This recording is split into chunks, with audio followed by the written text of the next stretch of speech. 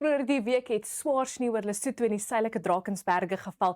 En soos jy kan sien op hierdie video, het mense vasgesit op die Baaklie Oospas weens die sneeu en ys. Dit wys dit weer ons voertuie is nie vir sulke ysige toestande gemaak nie en as swaar sneeu oor bergpasse voorspel word, vermy dit eerder. Dit kan baie gevaarlik raak. Die weer word met trots aan jou gebring deur Laveld Agrochem. Saam boer ons vooruit. Maar geen sneeu is voorspel vir die volgende paar dae nie en ons hou twee weerstelsels dop, 'n laagdrukstelsel wat spin suid van Madagaskar en die volgende front wat die land nader wat ons later oor sal gesels. Die grootste gevaar die naweek is die ysige oggende en wydverspreide ryp wat ons weer verwag in dele van die Karoo, veral die Oos-Kaap, die Vrystaat, Lesotho, die noorde van KwaZulu-Natal en 'n weer Sondagoggend, die suide van Gauteng en die Hoëveld van Mpumalanga. So wees maar net versigtig en voorbereid en bly warm soggens. Die winde draai steeds kloksgewys om daai laagdrukstelsel en dit veroorsaak hierdie aanhoudende aanlandige vloei vir die kus van KwaZulu-Natal wat fris gaan waai teen tye. En dan het ons 'n noordooste briesie wat bergwindtoestande gaan veroorsaak vir die Weskus en 'n suid van Suid-Afrika het ons hierdie hoogdrukstelsel wat nou 'n noordooste wind sal veroorsaak langs die kus van die Oos-Kaap.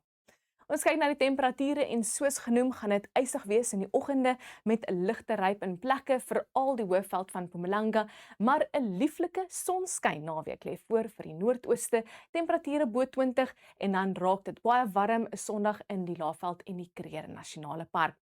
Wydverspreide ligte ryp sal voorkom Saterdag en 'n Sondagoggend in dele van Noordwes, die Vrystaat en die noorde van KwaZulu-Natal. Ons kan duidelik sien daai aanlandige suidewind gaan lastig waai Saterdag en Sondag langs die kus van KwaZulu-Natal en hy kan 'n ligte reentjie inbring vir die noordelike kuslyn. In die Oos-Kaap draai die winde nou 180 grade en gaan 'n noordoos waai tussen Oos-London en Gqeberha. Dit is koud in die oggende oor die sentrale en noordelike gebiede met ligte ryp in plekke, maar 'n warm naweek vir Graafrenet met 25 Sondag. Bergwindtoestande gaan ook seker maak dit is baie warm die naweek langs die Weskus. Die kook gaan styg tot 30 in Vredendal Saterdag en Sondag. 'n Lieflike naweek vir Kaapstad en Bredasdorp met 'n maksimum van 25 Sondag.